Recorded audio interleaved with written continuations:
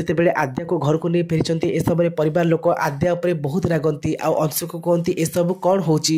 ଆଉ ମଲ୍ଲିକା ଯେତେବେଳେ ଦେଖୁଛନ୍ତି ଆଦ୍ୟା ଦେହରେ ଅଂଶୁକ ଜ୍ୟାକେଟ୍ ଅଛି ସେ ରାଗି ଯାଇ ଆଦ୍ୟାକୁ କୁହନ୍ତି ଗୋଟେ ପରପୁରୁଷର ଜ୍ୟାକେଟ୍ ତୁ ପିନ୍ଧି ଆମ ସମସ୍ତଙ୍କୁ କ'ଣ ଜଣେଇ ଦେବାକୁ ଚାହୁଁଛୁ ଯେ ତମେ ଦୁହେଁ ଏବେ ବାହାରୁ ରୋମାନ୍ସ କରି ଫେରିଲ।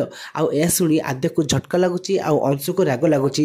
ଆଉ ଏତେବେଳେ ପୁନିତ କହିବେ ମୋତେ ବି ତ ସେୟା ଲାଗୁଛି, ଏମିତି ଲାଗୁଛି ଯେମିତି ଏ ଦୁହିଁକୁ ଏ ଘରେ ଟାଇମ୍ ସ୍ପେଣ୍ଡ କରିବାକୁ ସମୟ ମିଳୁନି, ଆମେ ସମସ୍ତେ ଅଛୁ ନା। ଆଉ ସେଥିଲାଗି ଆଦ୍ୟା ଜାଣିଶୁଣି ଅଂଶୁକୁ ସ୍କୁଲ ଡାକିଥିଲା ଯେମିତି ଷ୍ଟାଫ୍ ମାନେ କେହି ବି ନଥିବେ ଆଉ ଏ ଦୁହେଁ ଏକୁଟିଆ ଟିକେ ରୋମାନ୍ସ କରିବେ ଆଉ ଏକୁଟିଆ ଲୁଚି ଲୁଚି ମିଶିବା ମଜା ହିଁ କିଛି ଅଲଗା। ଆଉ ଏହାକୁ ଶୁଣି ଆଦ୍ୟାକୁ ଝଟକା ଲାଗୁଛି। ଆଉ ଅଂଶୁ ଏତେବେଳେ ରାଗିଯାଇ କୁହନ୍ତି ତମମାନଙ୍କୁ ଯାହା ବି ଆସୁଛି ତମେ ସେୟା କହିଯାଉଛ, ତମେ ଜାଣିଛ ଆଜି ଆଦ୍ୟାଙ୍କ ସାଥିରେ କ'ଣ ହେଇଥିଲା। ଆଉ ଏମିତି କହି ସବୁ ଘଟଣାକୁ ସେ କହିବେ।